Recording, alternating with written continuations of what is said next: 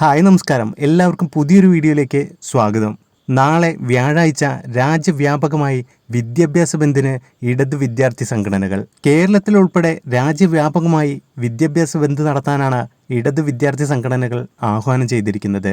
വിദ്യാഭ്യാസ സ്ഥാപനങ്ങളിൽ പഠിപ്പ് മുടക്കുമെന്നും പിന്നാലെ രാജ്ഭവനിലേക്ക് മാർച്ച് നടത്തുമെന്നുമാണ് വിദ്യാർത്ഥി സംഘടനകൾ ഇപ്പോൾ അറിയിച്ചിട്ടുള്ളത്.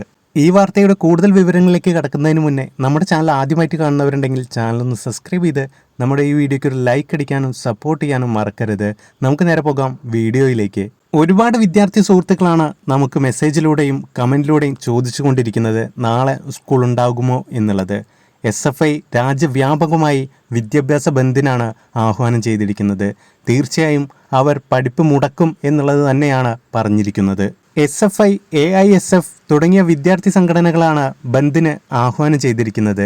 നീറ്റ് പരീക്ഷയിലെ ക്രമക്കേട് ഉന്നയിച്ചുകൊണ്ടാണ് വിദ്യാഭ്യാസ ബന്ദ് നടത്തുന്നത്.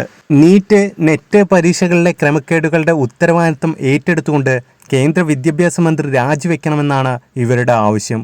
പഠിപ്പ് മുടക്കിന് പിന്നാലെ സംസ്ഥാനത്ത് നാളെ രാജ്ഭവൻ മാർച്ചും SFI പ്രഖ്യാപിച്ചു കഴിഞ്ഞിട്ടുണ്ട്. യൂണിവേഴ്സിറ്റി പ്രതിനിധിയില്ലാതെ VC നിർണയത്തിനായി സെർച്ച് കമ്മിറ്റി ഉണ്ടാക്കിയ ഗവർണർക്കെതിരെയും നാളെ SFI പ്രതിഷേധമുയർത്തുന്നുണ്ട്.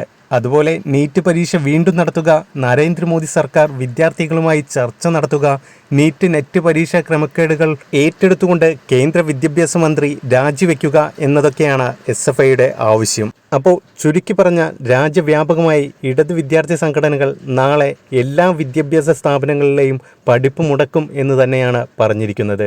ഈ വാർത്ത കൂടുതൽ പേരിലേക്ക് എത്തുന്നതിന് വേണ്ടി ഷെയർ ചെയ്ത് കൊടുക്കാനും ഇതുപോലുള്ള വീഡിയോസിന് വേണ്ടി ചാനൽ സബ്സ്ക്രൈബ് ചെയ്ത് വെക്കാനും മറക്കണ്ട. മറ്റൊരു വീഡിയോ ആയിട്ട് കാണാം. ബൈ.